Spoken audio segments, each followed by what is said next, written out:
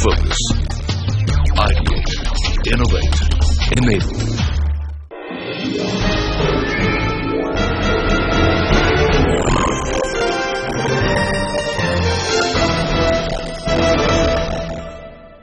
Hello and welcome to the 10th edition of the Emerging India series brought to you by ICICI Bank and CNBC TV18, where we put the spotlight on and recognize some stellar SMEs and their contribution to the Indian economy. Now this year, as a run-up to the Emerging India Awards, we're bringing on board some industry stalwarts from India Inc. who'll be mentoring some promising SMEs. And on this episode, we're looking at the importance of hiring the right people for the right job and how the talent management model in India is handled a bit differently. Employing the right person for the right job is crucial for the growth of any business. And it is just as important for the employees in the company to have job satisfaction. SMEs play a critical role in generating millions of jobs in India. They employ close to 40% of the workforce in India. It is crucial then for SMEs to hire a workforce that not only has the right skills but are also motivated and have the right attitude that helps the business grow. Understanding the importance of right talent for the right job, efforts are being made to improve the skill development infrastructure in the country with a need to focus on the skills needed by the SME sector. The Modi government has also announced the Skill India initiative that looks to train over 40 crore people in different skills by 2022. This week on the Emerging India series, we're in conversation with the CEO and MD of AirAsia India, Mittu, who talks to us about the importance of attracting and retaining the right talent and how SMEs can use their strengths in this area. AirAsia was established in 2013 as a joint venture between AirAsia Investment Limited with 49% stake, Tata Sons Limited with a 30% stake, and Telstra TradePlace with a 21% stake in the airline. It was the first foreign airline to set up a subsidiary in India with operations across 11 cities like Kochi, Goa, Jaipur and Chandigarh to name a few. By providing good amenities and quality service to its customers, this young and dynamic airline is looking to not only change the way people fly in India, but also make flying accessible to all in the country. I think in terms of talent, we're looking at street fighters. We're looking at folks who've been through life, who've experienced things at real downs, at crises, personal or professional. We ask them questions about how they navigated through. Because in aviation, you're going to have that. You're going to have people that you need there for the right reasons, passionate about this, and are willing to, know how to navigate through it. Talking to us about the talent management issues faced by his company is first-generation entrepreneur Pankaj Keshwani, who's the MD of Alufit India Private Limited, a comprehensive aluminium curtain wall solution provider. Now, one of his major concerns is investing in talent and then losing them out to bigger multinationals. Started in Bangalore in 1984 from an 8-member outfit, Alufit India, a comprehensive aluminium curtain wall solution provider in India, over 31 years has grown to its present personnel base of 1,500 employees who work exclusively on Alufit's factories and sites pan-India. It started out with just the basic thing of setting up something on your own and doing it. And that's how I came to Bangalore and I started aluminium. Alufit is primarily into the building facades, curtain walls. What we do is that we undertake projects on a turnkey basis. A developer or a corporate typically would be taking up the construction, appointing an architect, and then they need to cover this building with aluminium and glass primarily. One of the major concerns for Keshwani is that in the absence of adequate skill development programs in the country, SMEs such as his end up hiring raw talent and investing time and finances in training them for the job. But once this workforce is trained and gain the required experience, SMEs end up losing them to the corporate sector or bigger brands in the industry. The biggest challenge that a small and medium enterprise really faces is that you don't have the accessibility to good talent. Anybody actually passes out of a good college, or he passes out of an institute and he's bright, or the first thing that he wants to do is he wants to work for a multinational. All right. and he doesn't get a good multinational, then he wants a big Indian brand. What happens is that what's left is that you then get the ones who are not so bright, right? And so then you've got to make do with it. But the challenge for us is that we're in a growing business and a growing industry, and you actually want bright sparks to be with you because they are the future and they're tomorrow, and they can bring you to that level. SMEs also understand the importance of staff retention and upgradation for a sustainable growth. They are increasingly looking at ways to engage with employees for a brighter career development and a more satisfied employee. On that note, it's time for a very short break. On the other side, we're in conversation with the CEO and MD of AirAsia India, Mittu Chandilya. Stay tuned.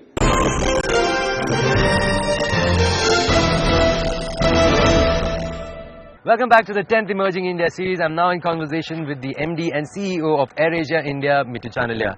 Mittu, welcome to the show. Thank you. Tell me a little bit about AirAsia India.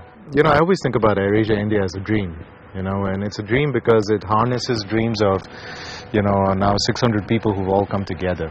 So we were the first foreign joint venture to come into India, invest with one of the big houses in India, the Tatas.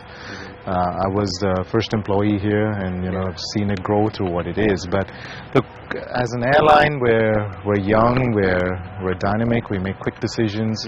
We're a low-cost carrier ultimately, but a low-cost carrier with, you know, leather seats, great food, good-looking crew, great service. So hopefully looking to change the way people fly and allow everyone to fly. Tell us a little bit about the skill set at AirAsia India. Well, look, what I said initially about dreams is very important to us. So any interview that you see happening in AirAsia, we're always asking people about their dreams. Because we know that this job that you ultimately will come into may not be your dream job. So I think in terms of talent, very clearly, Sumit, we're looking at street fighters. You know, we're looking at folks who've been through life, who've experienced things at real downs, at crises, personal or professional, and we ask them questions about how they navigated through. Because in aviation, you're going to have that. You're going to have people that you need there for the right reasons, passionate about this, and are willing to, you know how to navigate through it. When you're hiring people, what's the focus on? What's the thing? Look, CVs are important, but CVs are a micro aspect of what we really look for.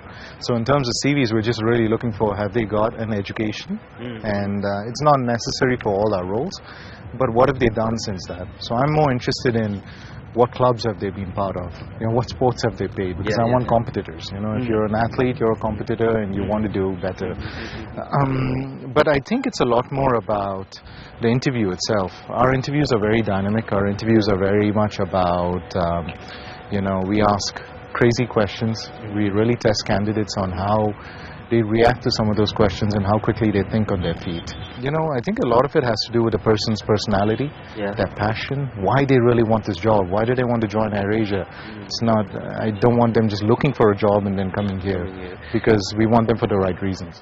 You know, so you've got a lot of global experience, and now you're here in India for the last couple of years. How's the talent management model different here as opposed to the West or other countries that you've worked? Well, you know, I think the first notable change I've seen, or the notable difference I've seen, is that I think candidates themselves, or call them talent, call them employees, are a lot more risk averse than, you know, the US or China or even Singapore and Malaysia that I lived in.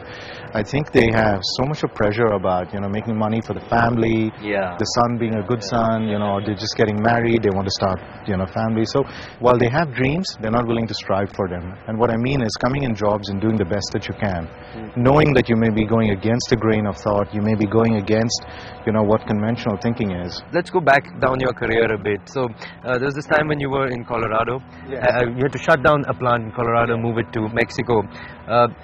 That meant handing out pink slips, which must have hit the employee morale a lot. So besides the employees who are actually losing their job, the rest of the company knows that, okay, something's happening. And this is so very prevalent today, especially in the large companies. You read about it in the papers, pink slips being handed out. That affects everybody's morale.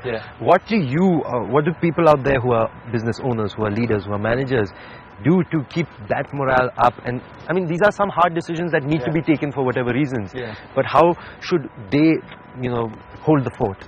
Yeah, well, look, the time that I went through that, I was 23. And so it was not an easy thing for me to go through personally. And I was running that unit and had to make that tough call. And I made that call. But before you made that call, actually, I looked at different opportunities and how you could actually leverage that plant and, make sure that you could bring new technologies in or reassign your portfolio when it came to manufacturing. When nothing else was possible, that was the only route that was, there for us to take. I think with anything like this, communication plays a big part. And over-communicate. Reasons for why it happened, reasons for why it needs to happen. Terminating anyone and giving a pencil is never easy. But I've always felt in my career that when you're blunt with them, direct, and you're very firm with feedback, constructive as well as direct feedback, I think, once they get over the initial shock and the initial agony, they'll respect the fact that you were at least straightforward with them and you gave them an opportunity.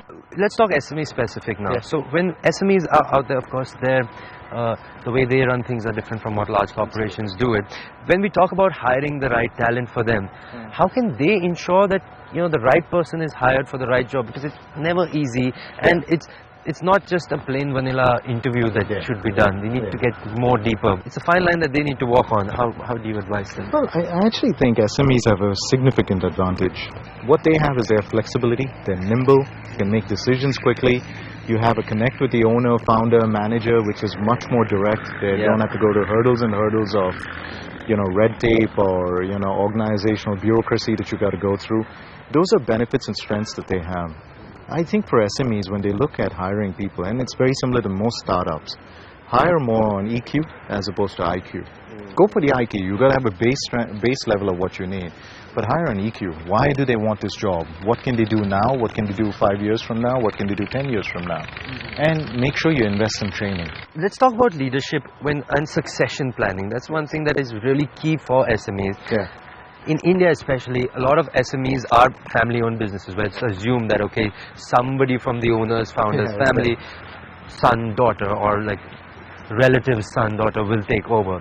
But that might not always be the case. A, because that son, daughter might not want to continue in the business. B, that unfortunately might not be the most eligible, most fit person for that business. So it's again a tricky part for these SMEs. How do they manage succession? Well, I think it's a two-edged sword on this, in the sense that I think SME owners, founders have to realize that while you may have successors to the wealth in your family, they may not be successors for the business. So they may not be interested in the business or may not have the aptitude to run that business. And I think you've got to be really self-aware and really brutal with yourself to say, do I have it in our own kids to take over? If they don't have it, I think you've got to constantly be grooming your successor. I mean, it's very uncomfortable to do because you're basically trying to put yourself out of a job. So it goes the same for an SME or whether it's a larger company where you're grooming people faster and ready, so whether I know I'm going to be here tomorrow or not, I'm grooming my successor today. I have a few of them there that I see a lot of potential in. I want them to get exposure. I want them to have the experiences I do. I want them to shadow me, present to the board, get that exposure. And I think for employees, the other side of that sword, it's also very important that they see that there's no glass ceiling. They need to know that there's an opportunity within here to go where they need to go. Not all of them want to be CEOs, but all of them may want to come to a level where they want to, deliver on their potential. So they need to be given that, in a very honest way that you have potential. You don't have to go anywhere else. Stay here. That's important. That's what keeps them back there. That's important to them. Well, it was a pleasure talking to you, Mittu, but we're heading in for a short break. On the other side, Mittu and me will be joined by Pankaj Keshwani, who's the MD of Alufit India Private Limited. So the three of us will have an interesting discussion on talent in SMEs in India. Don't go anywhere, we'll be right back.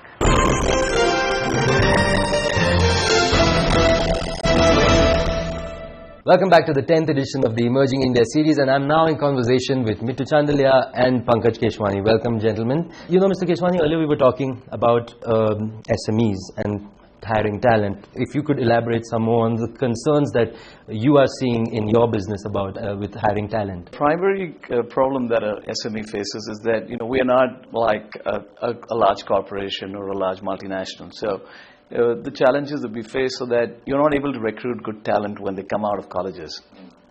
Because their first preference is that they want to join a large corporation, probably join a multinational. So that's the first biggest challenge, is getting talent. Mittu, what are your thoughts on this? Because that is really a key concern of SMEs. In many ways, when we went about our startup, we looked for street fighters. We looked for these folks who felt that they were so passionate about joining us. Not about aviation, not about, about an airline that's coming in from abroad, but they wanted to join us because of the vision that they got inspired by. So I think we took a lot of time to assess and really see whether they're genuinely passionate about joining us in our cause and, coming and working for us. What that meant, honestly, is that we gave up on probably A-type talent or the star players. So we didn't initially have a lot of folks from IIM or the IITs. You were mentioning that employees sometimes, they join your company. Right. You're spending time, money, energy, resources on them to train them, and then they say, okay, bye-bye, I'm moving on to a bigger multinational. If you would want to elaborate a bit upon that. Well, you don't really get, like you said, the A graders, and because we are in a construction field, so their first choice would be to let's say go into a Shapurji or an L&T, and when they don't find that opening there, then they come to us. Right. So what happens, in a way, we get some rough diamonds, right, and we polish them. And when we polish them really nice and sweet, they want to then go and fly out. Right? Yeah. So that's a bit of a challenge. We're a small airline. We are nowhere near the big guys. And in airline, you're competing against the guys in the Middle East, you're competing against the guys in Southeast Asia, and in some in the US too. But what I always felt is my edge is always going to be the culture that we have. So the work environment, the culture that we build, my belief always is that if talent is leaving you, they're actually not leaving the company per se, but they're leaving a manager. So the first thing is, we make sure that managers, first of all, embody the culture of the organization. We always feel that they should want to stay here for more than just money and more than, a brand. And there's one other thing that we do on the job. We make sure that we empower them. They make decisions. We keep hierarchy very, very lean. So we don't have a very rigid, structure. And so they're empowered to make decisions. One thing I feel, and I see this is the glam factor. So with an SME, it would be that unfortunately nobody's heard of them. So that glam factor, or they're heard in smaller circles. They're not everywhere you go, you don't see them. That is one concern, I believe, is how do you face this glam factor? Yeah, actually, it's a great question. So I came from a manufacturing background. Right. I came from a company called Ingersoll Rand, the least sexiest company you could ever imagine. But I felt that, we got the talent that were excited about joining us. So our value proposition was high quality, great training, and growth in their career. Now, that's not an SME, and it's a large corporation, but I feel with an SME, that could be your one advantage. Use training as one of your benefits to say, we're going to come and train you guys the best. And I think you have a brilliant opportunity to be so innovative and disruptive with your culture, to make it, something that will engage your employees and, make sure that they stay there for a long time. Mr. Keshwani, we were also talking about it's all about the money, honey. So with the end, it sometimes boils down to that, and about how larger corporations have bigger pockets. They can pay people well. SMEs, not as large pockets. I believe that's also another concern. See, what happens is that when you have large organizations that can give you SOPs, right? And so people feel they identify with it, and they feel that at a period of time I could encash on those, and when we move out. So I think that's where we have those challenges too on a SME, right? Where you don't have those bucks, and when you're on a B2B model, it's that much more difficult to try and get a better price, because everybody knows your business and everybody knows what costing is all about. So at the best, if you get 7-8%, you're lucky at the end of the day. Right. So I guess that's one area which we find a bit of a issue, where we're trying to, you want to do everything for your people and your employees, but there's a limit to how much there is in the basket, so you can't really open up. I think one of the advantages an SME has, which none of the big guys can compete with, is they have you. They have access to management, leaders, owners, founders. And the big guys, can never have that because it's a mammoth. So when they see their founders and they see their CEOs and they see their management staff accessible and they just have an opportunity to talk to them, that itself was a big plus. It's a big plus because they feel like my voice could be heard. When we were earlier talking about the fact that sometimes SMEs are competing with large organizations for talent, now I think there is a new player in that field, which is this tech startup. So this will be two young college guys with an idea, setting up something, again getting traction, and then boom, now people don't want to come to the SME, they don't want to go to the large corporation also, but they want to go to that tech startup. I'm guessing it is also because, again, glam, again because of more return for them. But how do you think that is something to SMEs have an advantage over large corporations by way of flexibility? But again, tech startups are even more flexible. Well, look, I think any company, regardless of whether you're an SME or you're a big, large organization, you have to be flexible. We have to be really nimble at our core in the sense that you have to change strategies when it needs, change company culture if it needs, and change, just your approaches to how you do business. I think it's incredibly attractive when you have two guys who've not been to college start up a company, because the initial attractiveness to it is, hey, these are guys who wouldn't come with the mindset of what a company should be, like badge in, badge out, flex hours, work where you want. When you walk into a Facebook office or you walk into Google, you got people sitting on couches typing away, and you're wondering, are they really doing work or what? But I think that's one of the things that we can actually learn, and I think an SME actually can compete much better on those lines than others. It's benefits. In India particularly, I don't think it's so much about money anymore, but then it's the work environment.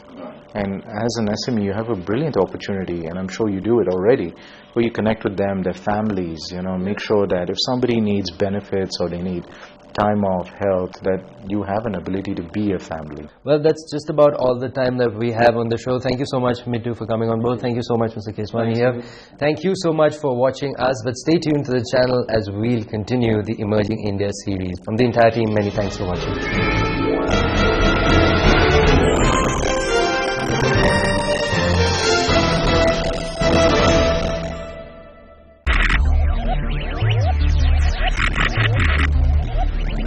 Focus, ideate, innovate, enable.